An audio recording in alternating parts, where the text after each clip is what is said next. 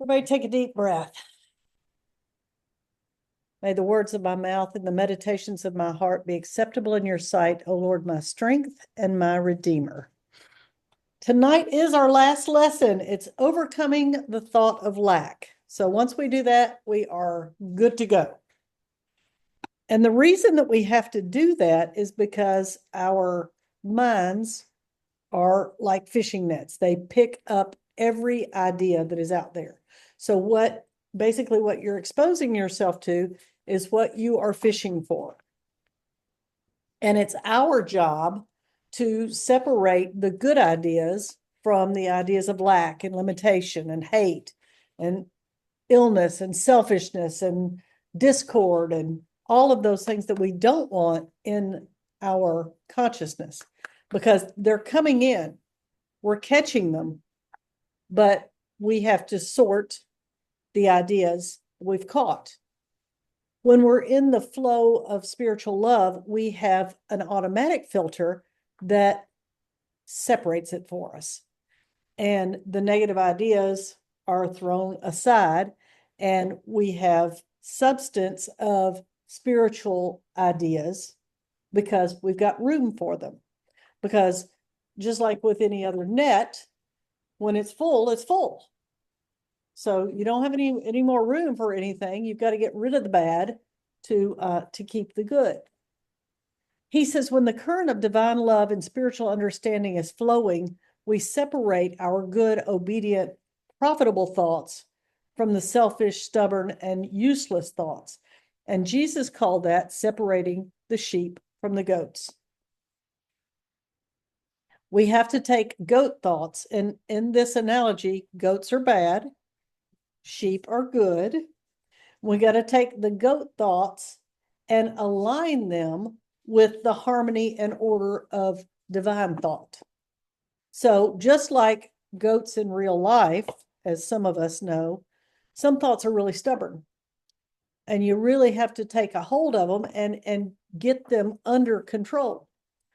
When we use our power of wisdom and understanding, we're able to discriminate between the thoughts that are helpful, that direct us righteously, and those that we need to let go of. And when we let go of those thoughts, we set them free. We don't throw them out of our hearts and say how bad we hate them, because that means we're still holding on to them. If we have that emotion about them, we still are feeling some kind of way, as people would say. So we have to just release them.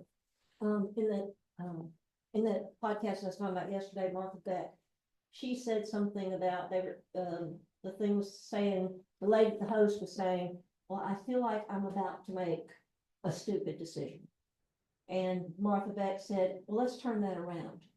Instead of thinking you're about to make a stupid decision, say you're about to make a brilliant decision.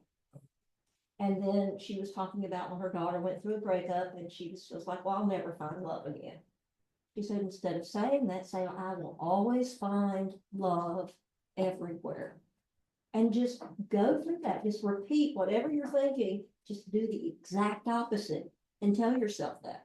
Yeah, because we've got to filter out those negative self-defeating thoughts to make room for the thoughts that build us up. And when we use our power of wisdom and our power of understanding, we know which of those thoughts we need to get rid of. Because often we're operating from a place that we don't even realize that we have that self-talk. So we have to become aware of it. And it's that wisdom, that divine wisdom and that understanding that lets us decide what is best and what needs to be turned loose. And when we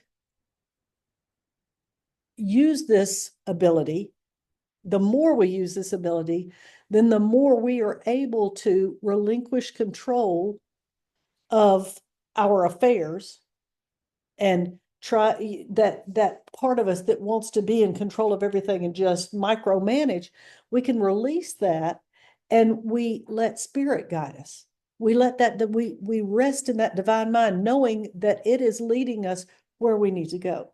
that we can trust divine mind to say, this is the direction in which you should flow. And the more we do that, the more we're able to do it for even the smallest things. You know, should I turn right or left? Should I go to this store or that store? Just things that you wouldn't even think about, but that we allow spirit to guide us and make things easier for us. But to do that, we have to do the will of spirit, and we have to trust that spirit is going to guide us and lead us to health, happiness, and prosperity. We also have to release the old thoughts and conditions that have served their purpose, because we like to hold on to things. We get comfortable with things, but we get comfortable and mired down in something that has served its purpose. Not that it was bad, not that it's wrong for us, but just it served its purpose. It's finished. Turn loose of it. And when we do that, we make room for those new ideas, and we create new conditions that meet our current requirements, because we may still be operating on something that met our requirement years ago. And it just goes with the release, you know, Mhm. that gives you a freedom when you can see the opposite of it. Like I said, the stupid idea, the idea is going to be brilliant, and it just gives you a peace, a freedom. Yeah, Absolutely. that's a fake it till you make it thing.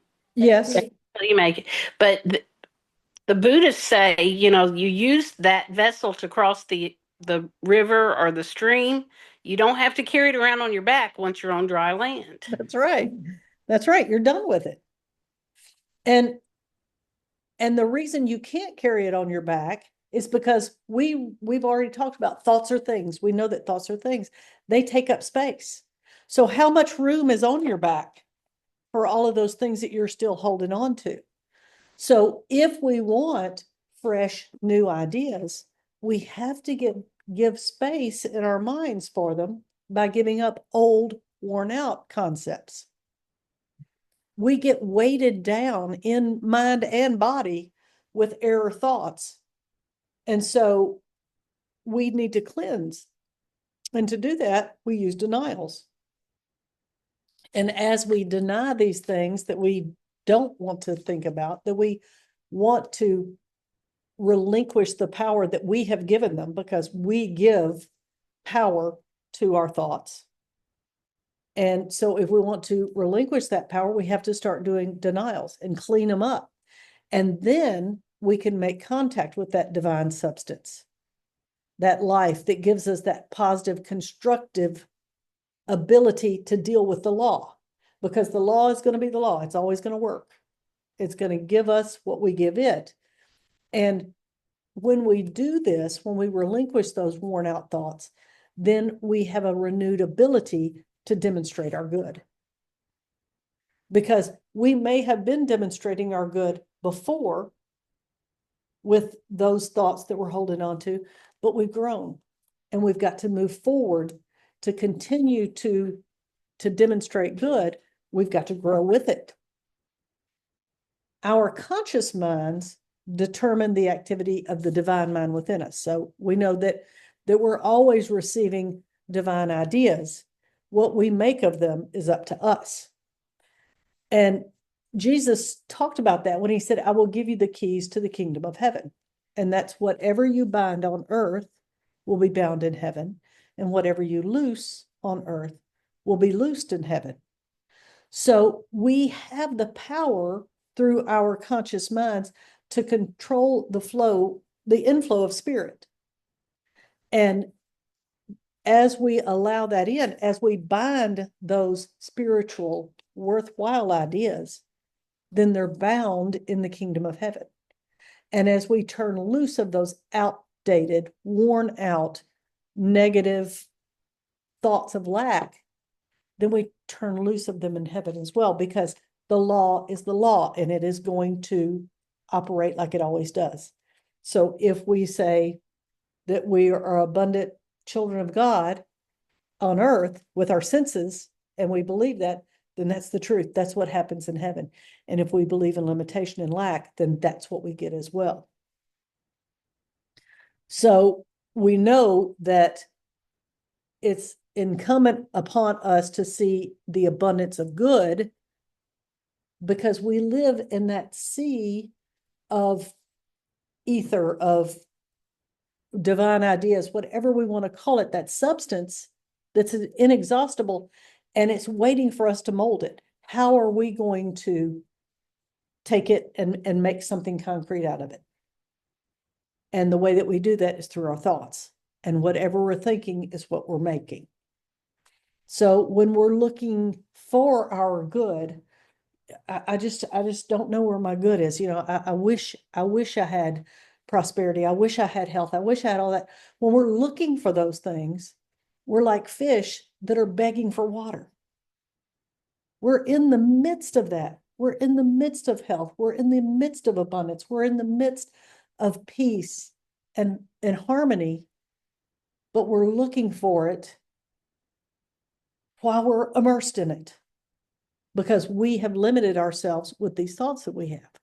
Plenty is all around us. All we have to do is open our spiritual eyes and see the abundance that is there to be had and to mold into something. Omnipresent substance is what we manifest every single thing from. And that includes opulence, that includes health, that includes lack, that includes poverty, that includes plenty, that includes illness. Because we build all those things. And the only thing that we have to build from is this substance. So what would we prefer to build? We have to learn to let go and release and make room for our desires, what we truly want, what we truly want to see in the world, what we truly want to see in ourselves. And he says it's a matter of eliminating the old thoughts that have put us in the condition in which we find ourselves. Because the only way we got to where we are is thinking ourselves into it. And the only way that we can get out is thinking ourselves out. Because we have to apply this spiritual law. And we've got to let go of those things that got us here. And we've got to let go of the good that got us here because we grow out of that just like kids grow out of clothes. As our consciousness is raised, we have to let go of the things that helped us get there because we're ready for the next level. So if we stand on the same ladder rung and just move horizontally, we never get any higher because we've not turned loose of that level that we're on.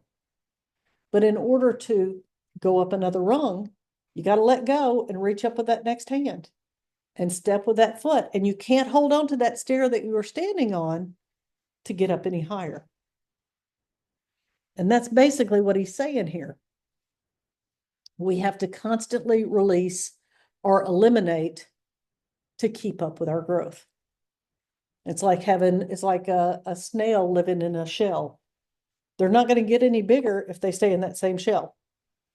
Because the shell's not going to grow. It's, so that's why those little sea creatures leave that one and find them somewhere else to live, because you're not going to get any bigger staying right there. We know that work of elimination is difficult at times because we're comfortable. We like it. It might not be the best place to live, but we're used to it.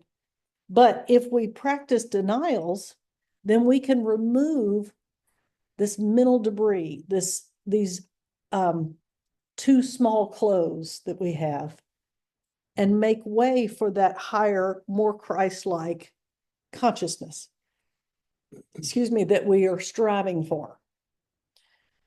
We die constantly to old thoughts and to actions that no longer serve us, and we're constantly reborn to those newer experiences, to those better ideas, to those higher, more opulent ideas. healthier, more peaceful. Whatever it is that we're looking for in our lives is right here, right now, ready for us. But we've got to reach out for it and turn loose of what we are holding on to right now. God's life and spirit are in each molecule of our bodies, he says, and in each molecule of our minds. And when we quicken the growth of the spiritual life quality by denying materiality and morality in ourselves, then we affirm what they truly are, and that's spirit and life. So when we think this body, this corporal body is mortal, and it's going to die. And yes, it is. And our souls are constantly dying. But when we realize that we have spiritual life and we awaken to that, then we renew everything about us. We renew our minds. Paul says to renew your mind, renew your body cells, renew what you're thinking, let go of the old and hold on to the new. And that's the whole theme of this chapter, is releasing and making way for. The new birth, or being born again, and people who say, are you born again? The answer is yes. It's a resounding yes. Now, it might not be the yes that they think, like in your conversation with Candace today, but absolutely we're born again. We're born again. And unfortunately for some folks, they think it's a one-time happening, but it's not. It's a constant change, or else it doesn't have to be, but why would we not want it to be? Why wouldn't we want to be renewed constantly and turn loose of all that old worn out stuff? We can get health and wealth and serenity just by denying those error thoughts that we're holding on to, and by grabbing hold of those new thoughts of wholeness and abundance and peace, because they're right there. We're swimming in it.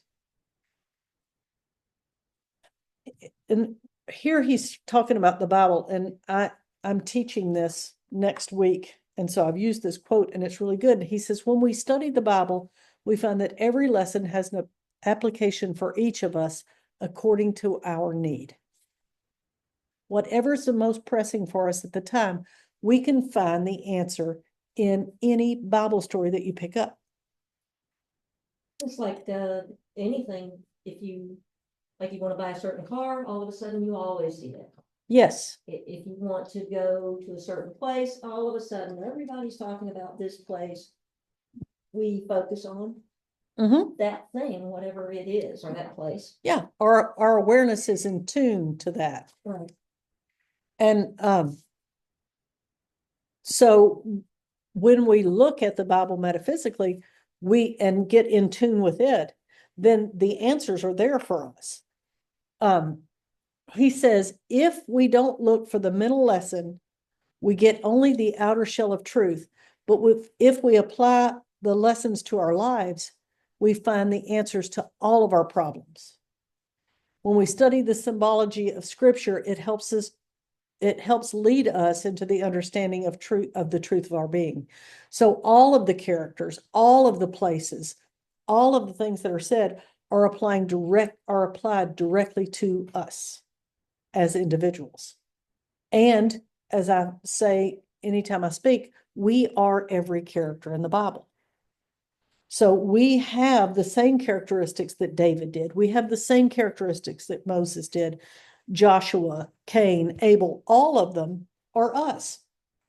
So if you look at the Israelites and the Philistines, so the Israelites are wandering around in the desert, trying to find the Holy Land. And what they keep coming up against are all these tribes that are warring factions, because everybody's trying to hold on to their land. So they come up against the Philistines, and it's the classic story of good versus evil. So the Israelites are truth, and the Philistines are error thoughts, and they're fighting against each other. And when we realize that we are Israelite, we're God's chosen, we're the chosen people, we know that we're on the side of truth, even if the Philistine or the error thoughts seem so real at times that it scares us. Because these people are giants, they're huge. They're so big and so grandiose and so bad that how are we ever going to get to the promised land with them between us and the promised land? We got to go through this horrible, horrible thing. We know instinctively that the truth is going to prevail, but we often think that that problem or that issue or whatever it is we're dealing with is so big and so powerful that we won't be able to cope with it. And so, like many of the Israelites, we just say, never mind. Why did we even leave slavery? Why are we out here? Now look what you've done. You brought us out here, and now we've got all these things to overcome. And when we look at scripture, we see that they were told, stand still, be still, and just affirm the salvation of the Lord, or as I like to say, the law. The law is going to save us if we allow it to. And then we know when we stand still, we take a breath, we know that we're endowed with wisdom, with strength, with power, with all of the attributes of the divine, and it's there for us to use. And when we use that, then we're able to overcome those giant warlike thoughts, those things that are fighting against us. Those error thoughts are aggressive, and they're mean, and they're dominating, and they're threatening, and they make us think that if we try to go against them, it's going to be catastrophic. Excuse me. And when I was reading this and writing it, I thought about all of the people who are, including myself, who are superstitious. And I think everybody has a little superstition in them. You know, if I do this a certain way, everything's going to be okay.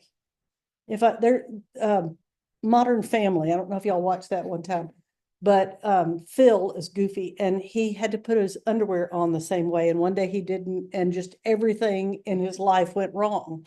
Well, it wasn't because he put his underwear on the left leg first instead of the right, or whatever it was.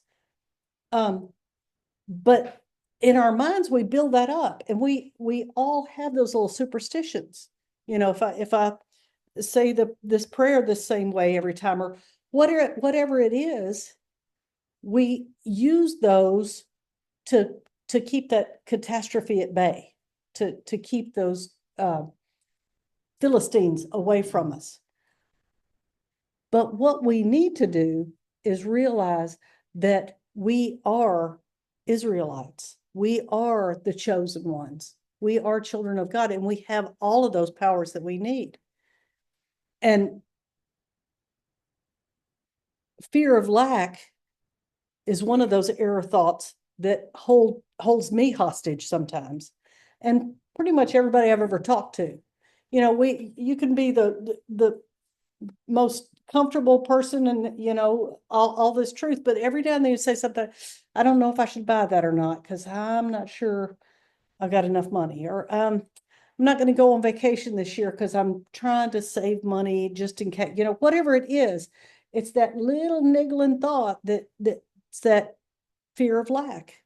What if something happens?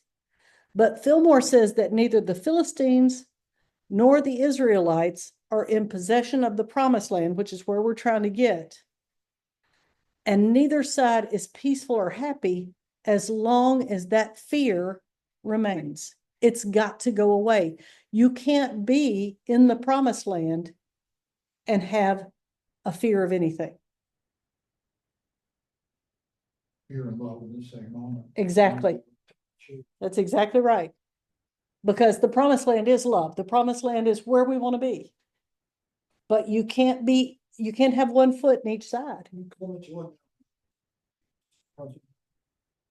Is an awareness of something that's trapping you, or something that's preventing you from being peaceful in the now moments, and that you need to do, So you have to change. You work through that, just so you can just have a now moment. Just so you can do. And you can only be, that's right, you can only be in the promised land in the now moment, because that's all there is. Yep, that's all there is that now moment. And when we have it, we are in the promised land.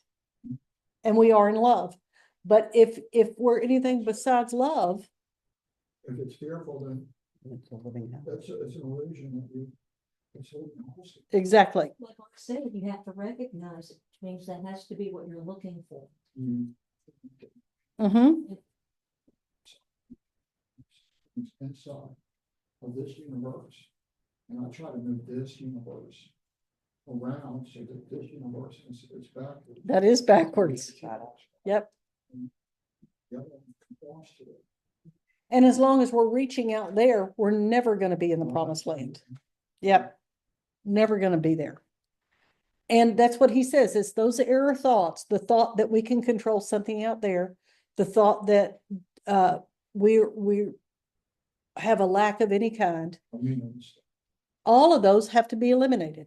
They've got to be driven out of our consciousness, just like the Philistines were driven out of the desert to get to the promised land. And when we do that, we enjoy the plenty that is assured for us in that land of milk and honey. Then we're in that now moment. Then we're in the promised land. But when we buy into the idea that money is power, we're a slave to that concept. And even if we don't think we do, because when I was writing this, I thought, I don't think I worship that gold calf. That's what Fillmore calls it, is worshiping the gold calf. And I said, I don't think I do. But I thought, I do find myself being worried about rich, corrupt politicians controlling my future. And as long as I'm worried about that, then I'm worshiping that golden calf. I am saying that money has more power than God does. So I have to get my mind right. I have to align myself with the understanding that as an Israelite, as God's chosen person, as the chosen people, I have access to everything. I've got full power over my thoughts, over my world. And it doesn't matter who's rich or who's in control or who's powerful. It doesn't affect my serenity. Exactly. And put no other gods before me. So, the sole purpose of the miracle worker is to accept the atonement for himself. Mm-hmm. Yeah. And we have to atone for those thoughts that we have. Right. So anytime I think that somebody has power over me, anytime I have a thought of lack, anytime I have a thought of ill health, anything that is not in line with the spirit, I have to atone. That's my job then, is to realize where I am, what I've done, and make a repentance to change my mind and get back in line with the law. To raise my consciousness to the place that I have dominion over all of those error thoughts that are holding me captive and that are destroying my serenity. Excuse me. We have to have a clear understanding of our privileges. We have to have a clear understanding of the fact that we are Israelites and not the whiny ones. And when you think about David and Goliath, so briefly, the David and Goliath story. So we're up against the Philistines. They're huge. They're going to beat all of us. We're whipped. And this little boy comes up and goes, I think I can take care of it. And everybody's going, yeah, right, whatever. You're just a shepherd. And then they try to put this armor on him that's too big, and he can't even move around. And it's like, this isn't what I need. I need to be true to myself. And so he takes his sling and he takes some smooth rocks and he kills the giant. He slays the giant. He takes control over his own thoughts. And those smooth stones that he's using are denials. And that sling is an affirmation. He's denying the power over this Philistine over his life, over his thoughts, over his consciousness. He represents our ability as God's beloved, because David means God's beloved. And when we understand, like David did, that we have power, that we have wisdom, that we have abilities, then we're able to take those tools that we have, the affirmations and the denials, and kill those giants in our heads that are holding us hostage. We kill those thoughts of lack. We kill those thoughts of disharmony. We kill those thoughts of disease. Anything that's keeping us out of the kingdom. Excuse me. Yeah, the forms change, but it remains the same. Right. Doesn't matter what. Yes. And whatever it is has to be slain. It has to be, we have to deny its power over us. Because that's all a denial is that we're not denying that there are giants. We're not denying that there are people in poverty. We're not denying that people get sick and die. We're denying the power of those things over us. Because we may be sick, we may have the flu, but we can still deny the power of that to control us, to leave us in fear. So that's our responsibility. We are Israelites. We are children of that loving, benevolent God that provides everything for us. We just have to be ready and willing to receive it. It's already there. So when we use those denials to dissolve the error thoughts and affirm the truth, we are opening ourselves to accept the things that are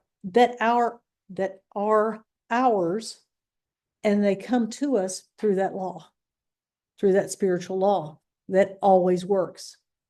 And then we receive them in gratitude, knowing that we're deserving of them and that more is coming, because that keeps us open to our good. That keeps us receptive to what we need.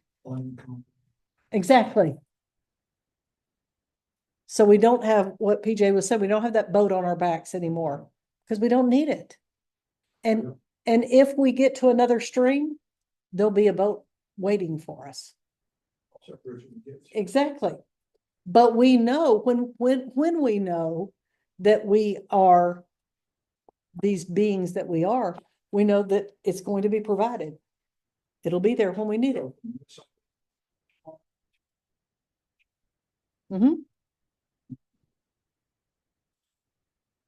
Exactly. God's glory is mine. Mm-hmm. Everything that is of the Father is ours. Yeah. The last page of the book is fantastic because it succinctly summarizes all of the points that we've made throughout.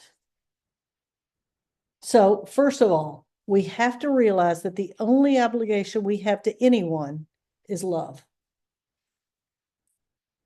And when we realize that, there is no reason to be fearful of poverty because we don't owe anybody anything and they don't owe us anything with the exception of love. The second one, our opulent Father has given us everything we could ever need, and we are channels of abundance. The third, everything is ours to use and share with everyone, but we have to realize that we can't selfishly own anything. The next one is we have to take care to keep from holding ourselves in poverty through the fear of lack. Because if we are experiencing poverty, it's our fault. Because we're afraid that we don't have enough. Because we do, we already do. It's supplied for us. The next one is when we know that all that the divine has is ours, there's no reason to scrimp and save for a rainy day.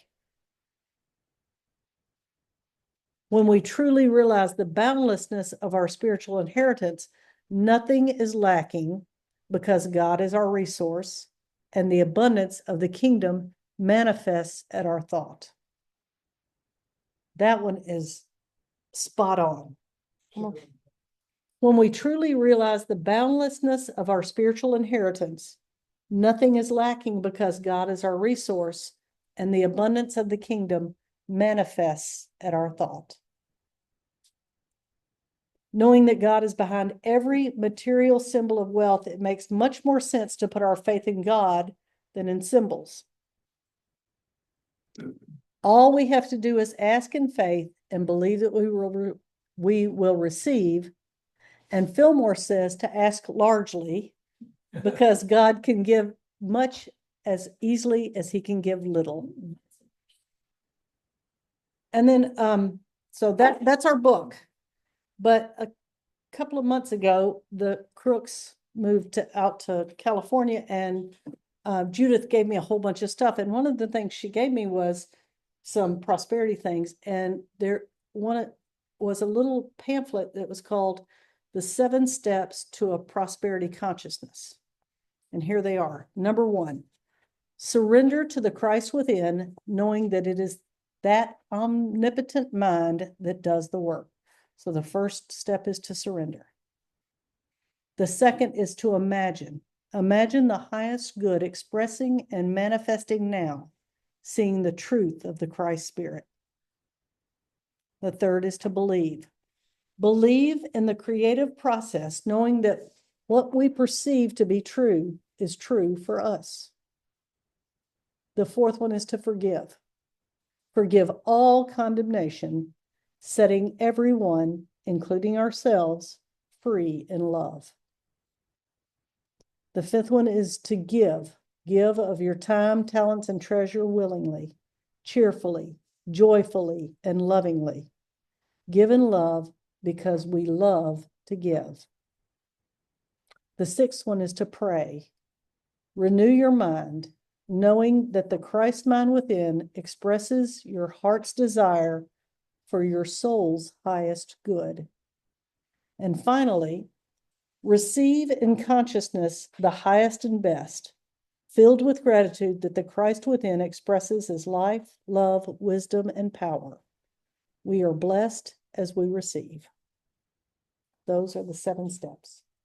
Could you send us 2 things? Mm-hmm. One, could you send us those 7 steps? Yes. But could you also send those 5 things I think are worded differently in your book Yeah, I don't than know. they are in this one? No, they're And- worded differently in my mouth. The last things that he said. I am the beloved of the Lord, he's with me in my righteous. Uh-huh. Yeah, that's just the way I worded it. I always, but I will send that, yes. Would you send that? Because it seemed. I You felt liked like- mine better? Mhm. I felt like I understood yours better. She always likes my stuff better. Yes, I will. It just was a little more straightforward for me. It was, Just The way she summarized or kind of the paraphrased. way she summarized them, like these last 5 things, and it just. As I was listening to her and I was trying to line them up with these, Mhm. it's like I could, but I couldn't. Mhm. And I write in this century and he wrote a century and a half ago. So yeah. so maybe what I like is the modern day wording that Amy gives these things. Yes, I will send that, just kind of the summary and the steps. Yeah. right. Summary of the 5 stones. Let's do the questions. Why must we constantly examine our thoughts and separate them? So that we get rid of things we don't need to make room for things we do. And PJ, what are the good thoughts and what are the bad thoughts?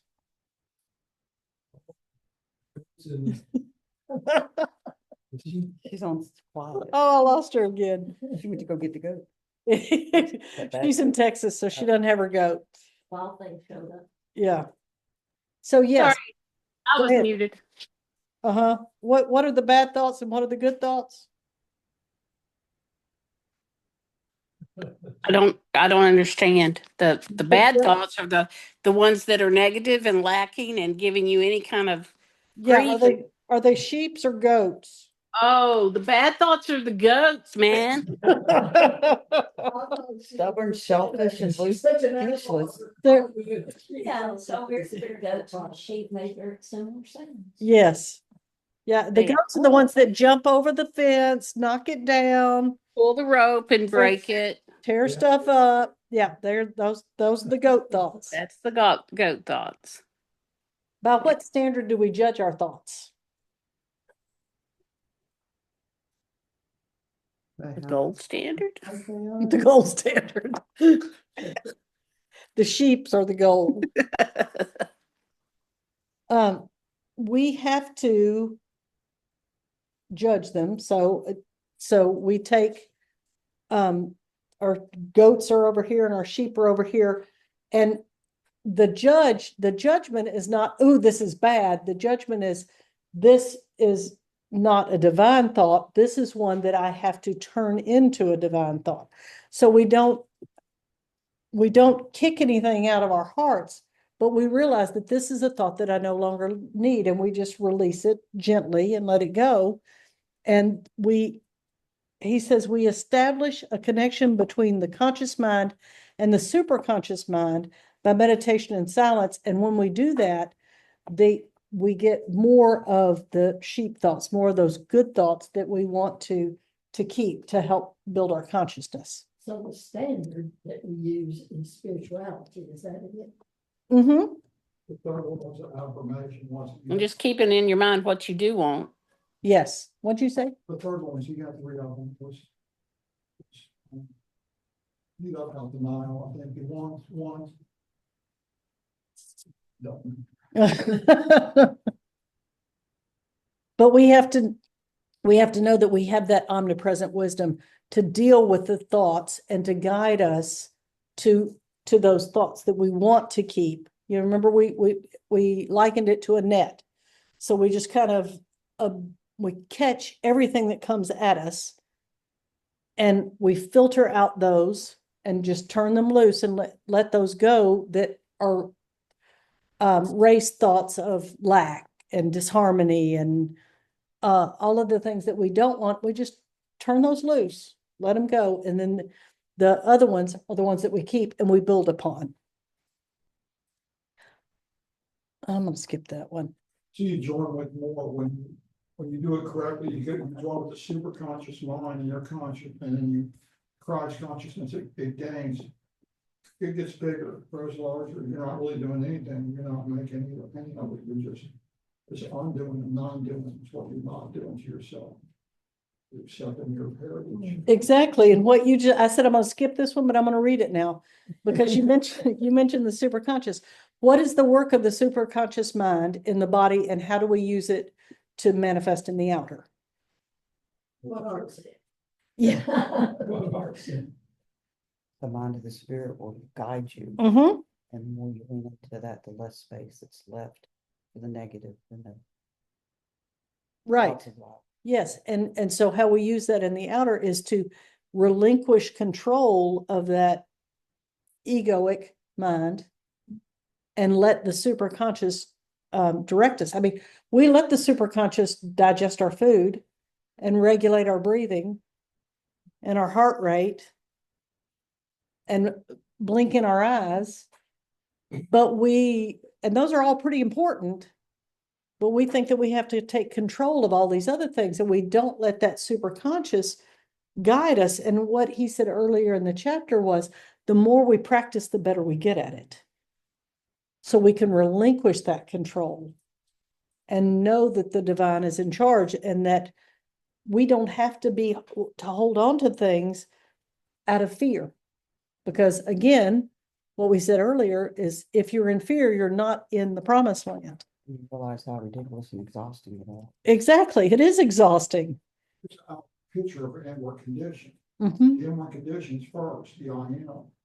And then then the harmony comes out. Yes. Projected out. He says that supermind will guide you in perfect ways, even in the minute details of your life, if you let it. But you have to trust, and you have to trust in all your ways. And then it will lead you unfailingly to prosperity, to health, to happiness. Because it's done, that's what it does. That's its job. But we have to follow it. And I say we have to follow it. It will when we follow it, if and when we follow it. It will teach you of itself. Right. Right. So why is it important to do a mental cleansing? Why are denials so important? There's a couple of different reasons I'm looking for here. To give room. Yes, that's a big one, to make room, because thoughts are things and they hold space. And because we manifest what we think, if we're holding air thinking, then we're gonna manifest that in our affairs. Absolutely. So we don't want to manifest the things that we're afraid of. But if we're holding those fears, it's taking up that space in our minds of places that we could be drawing to us are good. So yeah, those are perfect 2 reasons. And how do we, huh? Sorry, we've had a lifetime of programming the negativity, programming in our thoughts going in those wrong directions. Yes, we have. Work to focus on that and get rid of them and use denial. Yeah. We've been Re- carefully trained. Yeah. Yeah, and coming from race mind, even, just the race mind does it, and then we're kind of guided. And it's people doing what they think is the absolute best.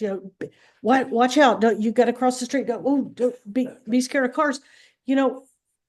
It's with the best intention often, but it's still training us to think in fearful ways, training us to look for the worst, training us to expect unpleasant things.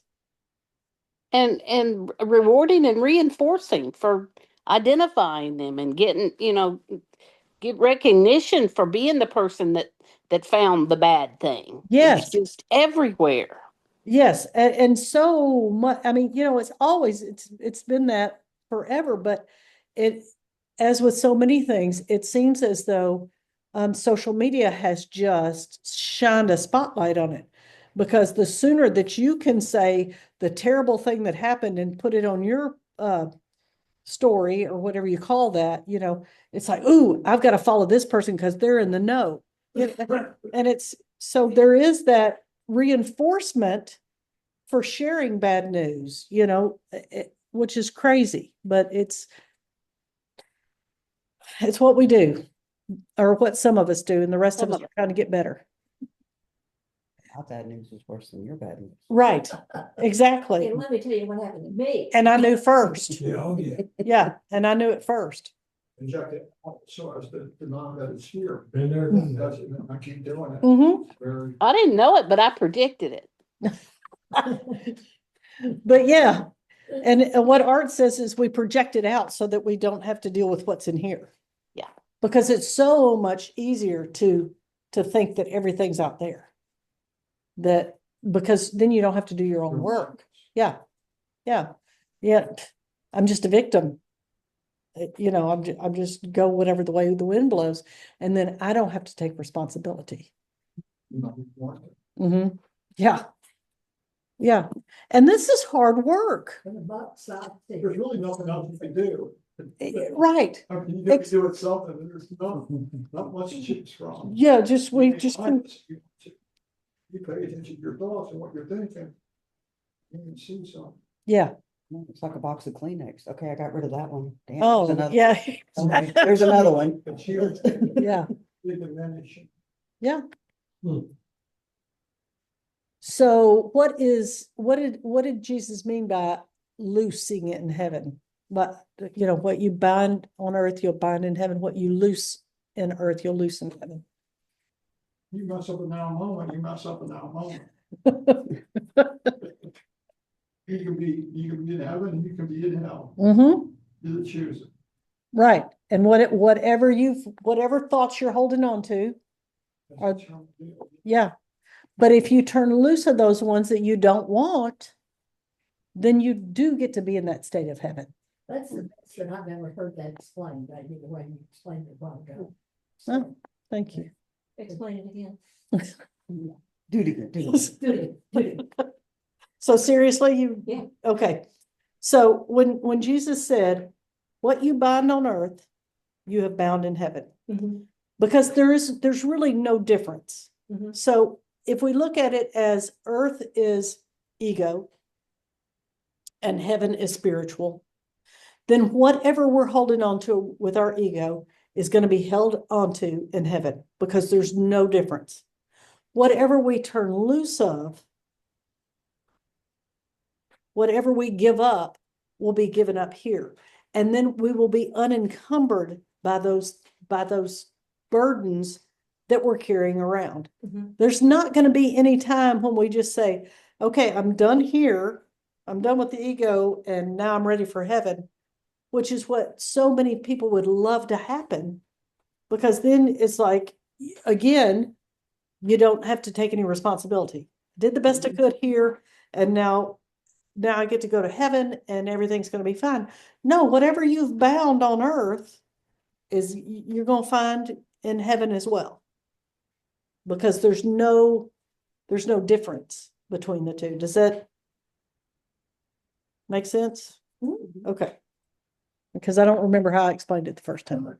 It was saying that whatever thoughts that you're having, you're building. Absolutely. And whatever you stop thinking about, you're not gonna get Not gonna be there.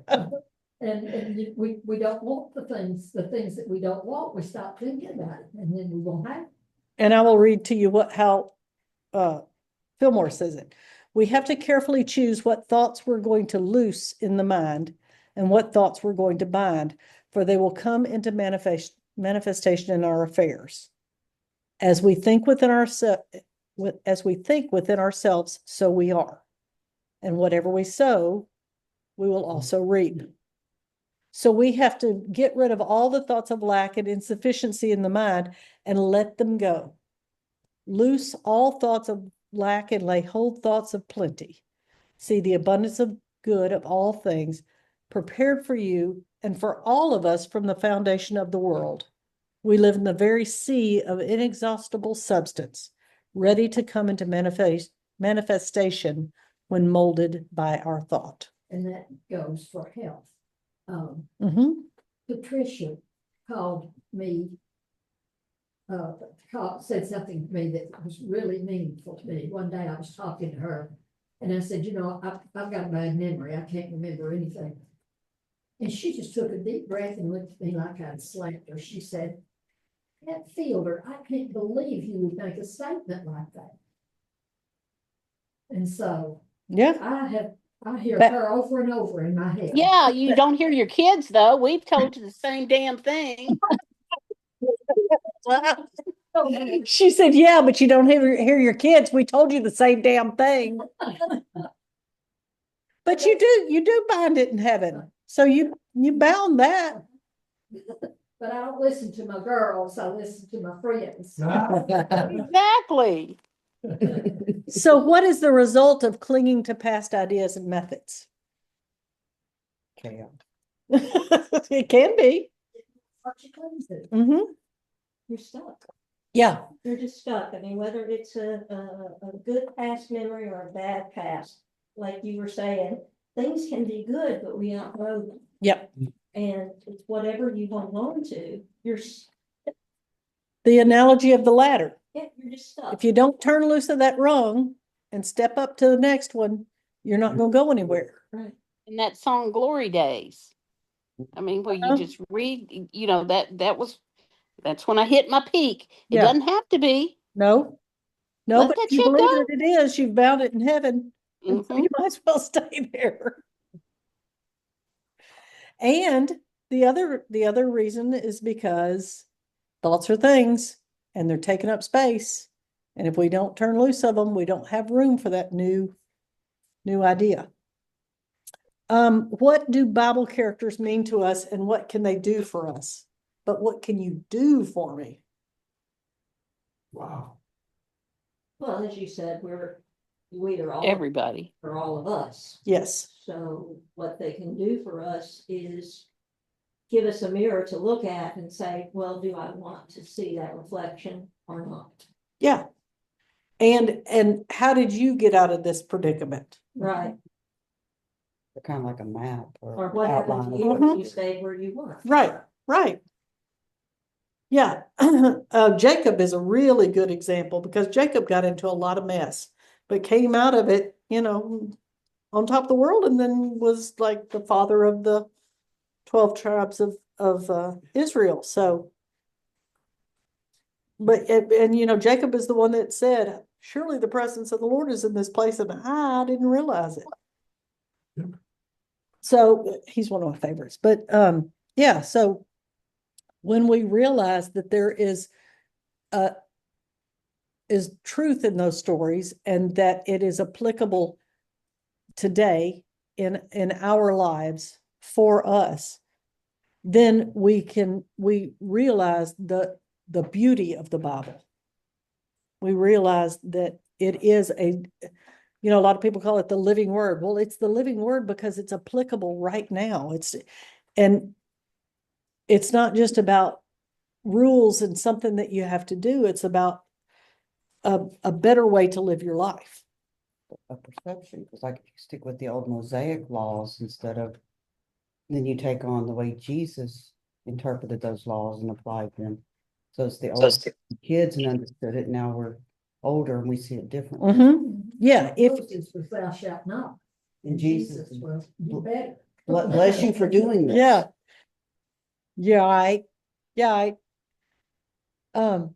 We got time for one more. Let me pick a good one. Oh, this is a good one. What is the golden calf that most of us worship? And Say money? fear of lack. She said money and fear of lack. Yeah. I think that pretty much sums it up, but people have their own, power. Power is one. Some people, that's, yeah. Reputation, image. Yeah, yeah.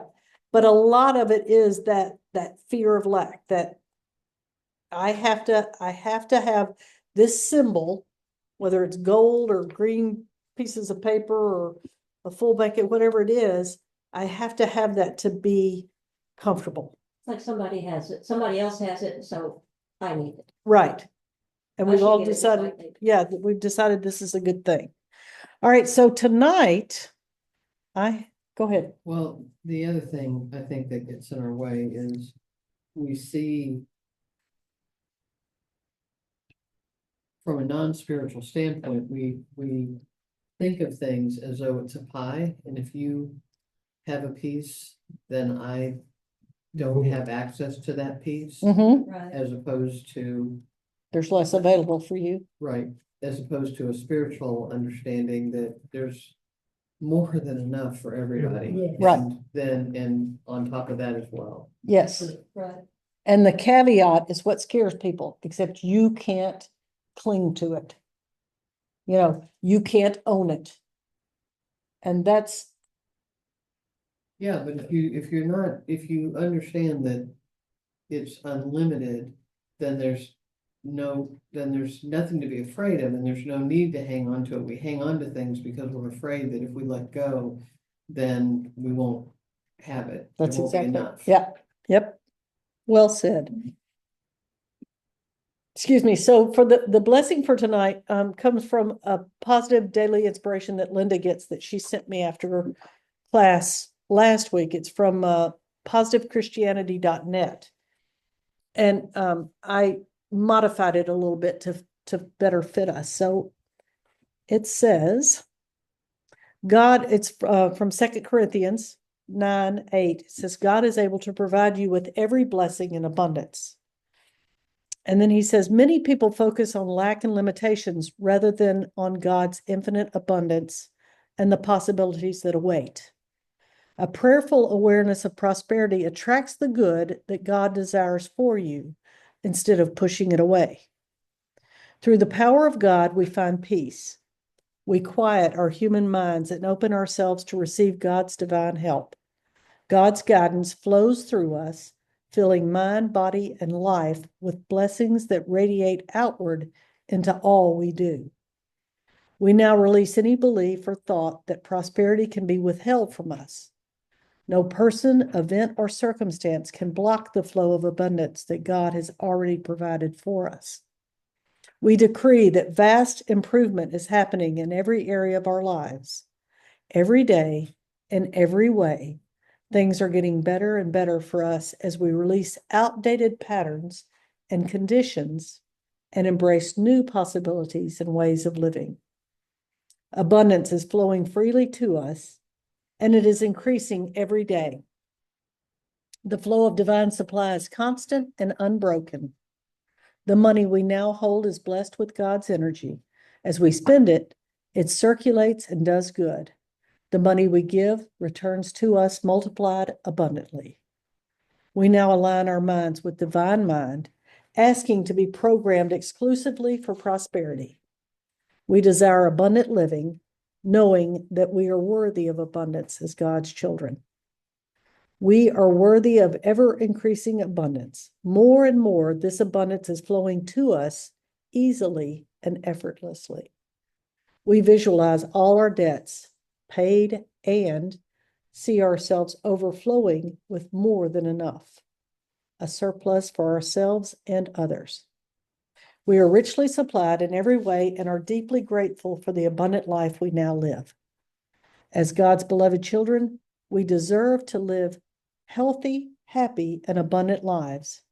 From this moment forward, we will recognize the ability to attract a continuous flow of good into our lives.